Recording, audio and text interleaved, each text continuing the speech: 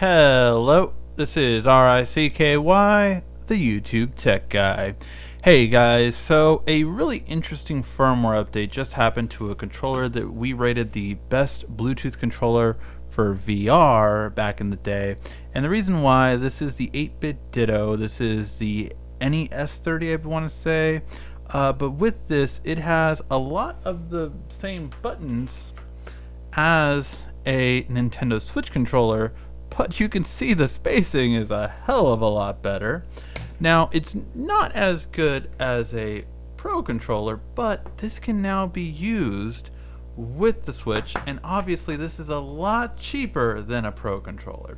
Now again, it's angled differently because you have your two joysticks at the bottom, D-pad at the top, and to do a home button, you're going to go down and select to always do the home button part.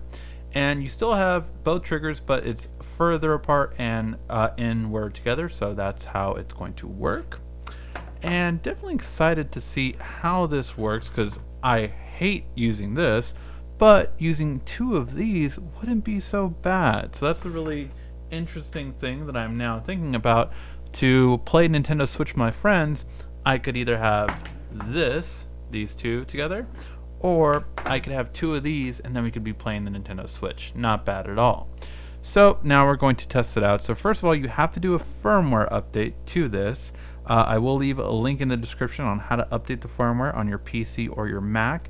Once you do the 4.0 firmware update, you will then be able to pair it with the controller.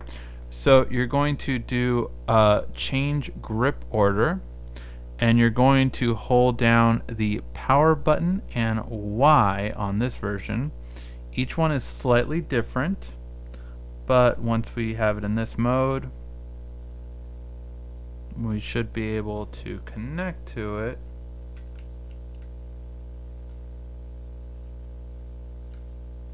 Solid blue. Now it's trying to pair.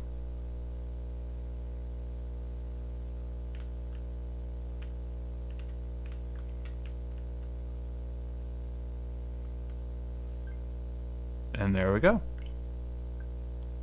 So now this is now paired to it, and as you can see, I can do everything from here in terms of actual movement, and there doesn't really seem to be a delay of the back button, the A button, left and right, so I like that ability very much so. So now I know Nintendo is notorious for flagging, so I'm going to start up the Mario Kart game, and then I'm going to leave it in the corner over here to play and see if the movement is good on it. So that's what I'll do right now, so give me a second. Okay guys, so I am testing it right now. Again, I'm sorry for the weird look of it, but I have to make sure that we don't get flagged here. So I'm testing it out. And so far so good. The movement is really good. Just jumped.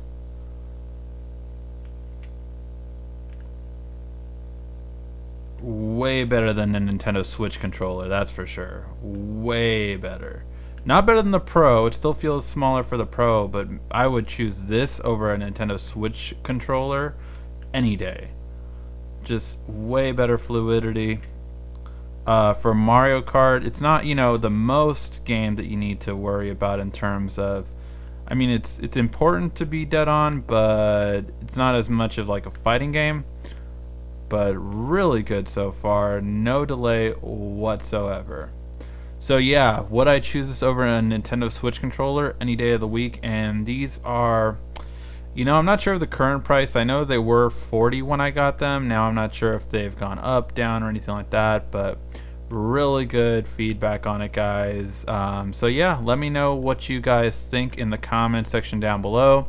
Would you choose this over a Nintendo Switch controller now that you can have this? I think it's way better than a Switch controller. Not as good as a Pro controller, I'm not gonna lie. The Pro controller is definitely better, but definitely a good one to go with for the Switch and on the go. Alright guys, thank you as always for watching. This has been RICKY, the YouTube Tech Guy.